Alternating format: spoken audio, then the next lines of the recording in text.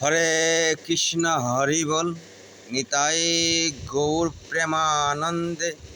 হরি হরি বল, হরি হরি বল। সবাইকে কৃষ্ণময় প্রীতি ও শুভেচ্ছা। আশা করি গুরু গৌরাঙ্গের কৃপায় সকলেই ভালো আছে। সবাইকে কৃষ্ণময় প্রীতি ও শুভেচ্ছা। জয় রাধে। কৃষ্ণগত প্রাণ, কৃষ্ণ চেতনায় চেতিত। জয় জয় রাধায়।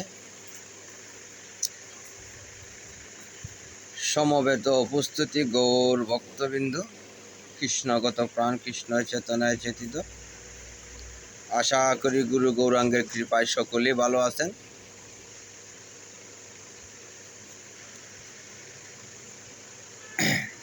সামনে আমাদের আগত দুর্গাপূজা মহোৎসব, সে বিষয় নিয়ে মাতৃস্বরূপা দেবী সন্তানদেরকে আশীর্বাদ করার জন্য ধরাধামে আসবেন, সে বিষয় নিয়ে কিছু কথা বলবো। সে কথাগুলো হলো, জগৎ জননী মা ধরাধামে আসবেন সন্তানদেরকে আশীর্বাদ দেওয়ার জন্য, আশীর্বাদ নিয়ে আসবেন। আবার যে সন্তানরা মায়ের কথা অমান্য করে তাদেরকে অভিশাপও দিয়ে দেবেন। সে কথাগুলো বলি, শুনেন ধৈর্য সহকারে। আশা করি অনেকে উপকৃত হবেন, অনেকে কষ্ট পাবেন, তবু বলি সত্য কথা। দেখেন, ধরাধামে আমরা যেন গর্ভধারিণী মাতা পিতার কথা অমান্য করি, তখন কিন্তু মাতা পিতা আমাদেরকে ভালোবাসেন না। মাতা পিতাকে যে সময় অসম্মান করি, তখন মাতা পিতা আমাদেরকে ভালোবাসেন না। এই জড়জগতে মাতা পিতাকে যারা ভালোবাসে, জগৎ জননী মা দুর্গা তাদেরকে আশীর্বাদ দেবে। আবার শাস্ত্র বলেছেন, জন্ম দিলে হয় না পিতা মাতা, গুরু গৌরাঙ্গের প্রতি যদি হয় না প্রেম ভক্তিদাতা। অনেক মাতা পিতা আছে, তারা জন্ম দিয়েছে বটে, প্রকৃত মাতা পিতা নয়। কেন বললাম কথাগুলা?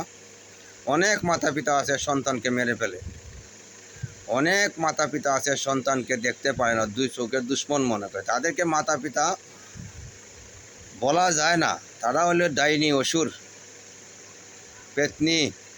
প্রকৃত মা কোনোদিন সন্তানকে পরিত্যাগ করতে পারে না, প্রকৃত সন্তান কোনোদিন মাতা পিতাকে পরিত্যাগ করতে পারে না।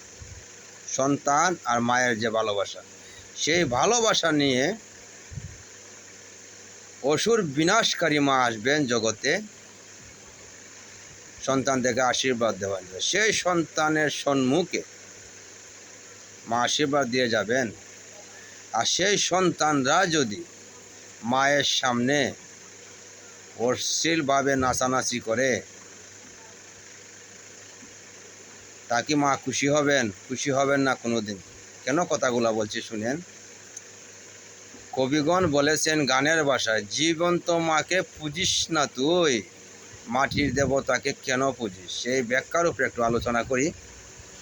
দেখেন, আমরা যদি আমাদের মাতা পিতাকে সম্মান করি না, তাহলে জগৎজননী মা কি খুশি হবেন? কোনোদিনও খুশি হবেন না। সবাইকে অনুরোধ করে বলিন, মাতা পিতাকে ভালোবাসেন। সবাইকে নিয়ে পূজা মণ্ডপে যান, পূজা দেখেন। আরও বিশেষ করে অনুরোধ করে বলি, গর্ভধারিণী মাকে খুশি করে সঙ্গে নিয়ে যাবেন। যাদের মা নেই তারা বুঝে কি কষ্ট, যারা আছে তারা ভাগ্যবান।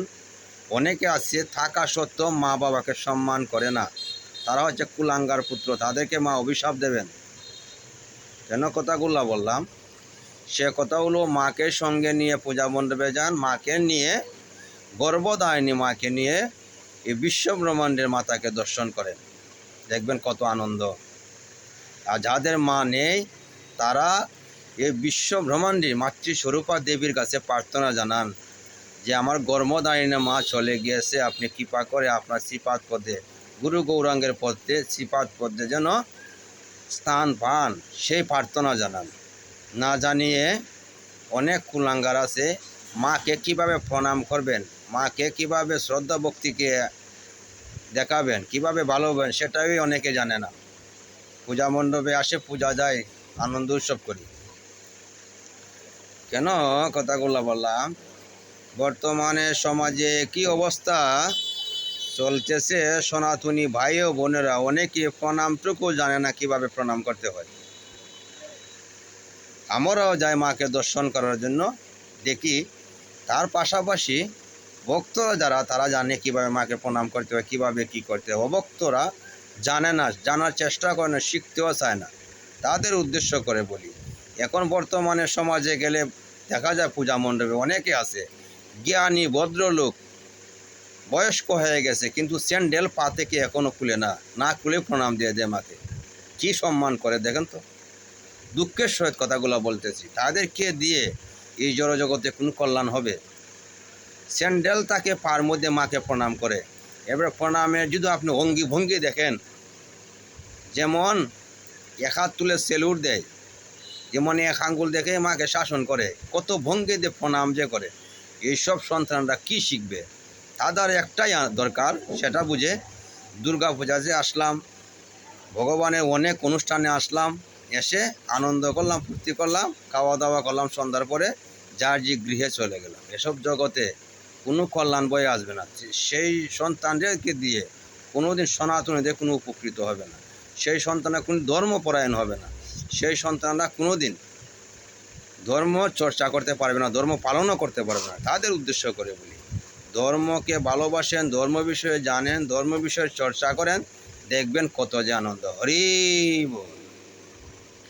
সবাইকে বিনীত অনুরোধ করে বলি, আবারও বলি, গর্ভধারিণী মাকে সঙ্গে নিয়ে যান, গিয়ে পূজা মণ্ডপ দেখেন, বাবাকে নিয়ে সঙ্গে নিয়ে যান, পূজা মণ্ডপ দেখেন, সবাই নিতাই গৌর প্রেমানন্দে হরি হরি বলে ডাকেন। হরে কৃষ্ণ কৃষ্ণ কৃষ্ণ হরে হরে, হরে রাম রাম রাম হরে হরে।